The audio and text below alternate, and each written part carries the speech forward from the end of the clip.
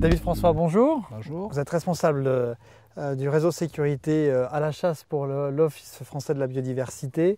Vous avez dans les mains un vieux fusil. On dit en France, les chiffres, c'est qu'à peu près 30% des accidents de chasse en France sont des auto-accidents, donc des personnes qui vont se manipuler leur arme et potentiellement se tirer dessus.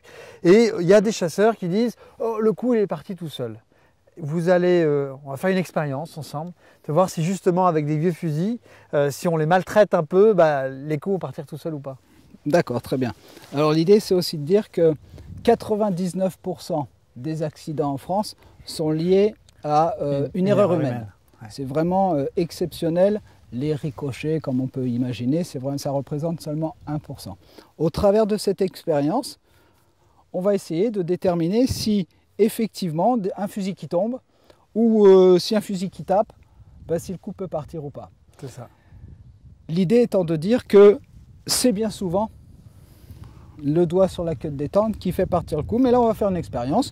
On a 3 fusils, ce sont des vieux fusils. On va les maltraiter, mais c'est fait pour. Même s'ils passent, c'est pas grave, il n'y a pas de souci. Alors pour cette expérience-là, et je veux vraiment insister auprès de tout le monde, c'est vraiment une expérience que l'on fait entre professionnels. Et en aucun cas, j'invite les gens à refaire cette expérience chez eux. Et puis vous allez utiliser des cartouches. Et voilà, j'allais y venir, c'est que cette expérience, elle ne se fait qu'avec des cartouches amorcées uniquement. C'est-à-dire, je peux le montrer à la caméra, c'est qu'il y a juste des amorces, mais il n'y a ni plomb, ni poudre. Donc ça fait du bruit quand ça part, mais il n'y a aucun danger. Pour autant, je me protège en mettant un casque, parce que c'est 80 décibels.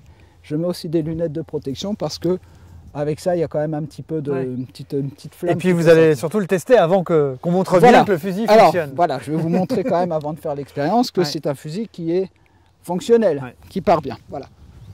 Alors, je vais contrôler l'intérieur de mes canons. Je vais mettre donc des cartouches amorcées. Pas de plomb, pas de poudre, juste pour vous montrer que ce fusil, il fonctionne bien. Hop, attention à vous. Voilà. Vous voyez que c'est un fusil qui fonctionne, les percuteurs sont bons. Donc voilà, on va faire cette expérience-là et je rappelle quand même à tout le monde que c'est vraiment pas une expérience à faire, que c'est vraiment réservé à des professionnels et encore une fois avec des cartouches amorcées. Sans plomb, sans plomb et sans poudre. Donc voilà, on va taper le fusil autant de fois que nécessaire et puis on va voir si le coup part.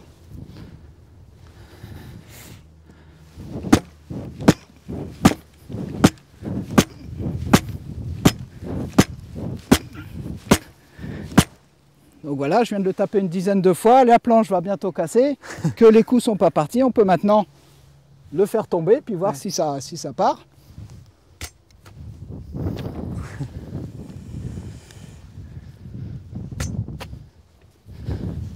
Allez, une troisième fois. Le coup ne part pas, effectivement. Et par contre, maintenant, je vais appuyer sur les queues de détente, dans une zone de sécurité. Vous voyez que les coups partent.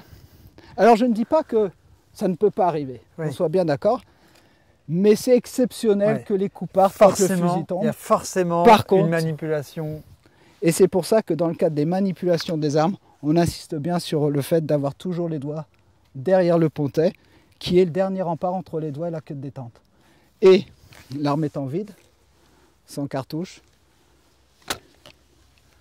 tous les doigts sont toujours positionnés derrière le pontet et le doigt ne vient sur la queue de détente que lorsqu'on est en position de tir. Et uniquement. Très bien. Voilà. Ok.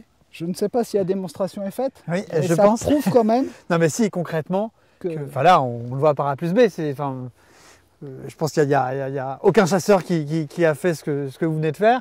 Et concrètement, alors qu'on pourrait se dire le coup va partir, pas du tout. Les armes, elles sont faites aussi quand même, avant tout, pour être sécurisées. Et puis, tant qu'on ne touche pas la détente, a priori, voilà. Ça peut arriver. Mais... Il ne faut jamais dire que ça n'arrive jamais, mais c'est exceptionnel que le coup parte sans qu'il y ait action du doigt sur la queue de détente. Et pourtant, c'est un vieux fusil, pas entretenu du tout, avec une queue de détente qui est très souple. Elle est très souple. Le mécanisme est usé. Pour autant, ça ne part pas. Voilà. Très bien. Bon. Eh ben, merci. Si ça peut permettre aux Bah futurs oui. chasseurs de comprendre que on garde toujours les doigts là et non pas ce que je vois tout le temps, ça, eh ben, ça pourra peut-être permettre de diminuer ces accidents, ces auto-accidents ou ces coups de fusil qui partent alors qu'il n'y a pas de gibier. C'est ça. Voilà. Très bien. Eh bien, merci. Merci Baudouin.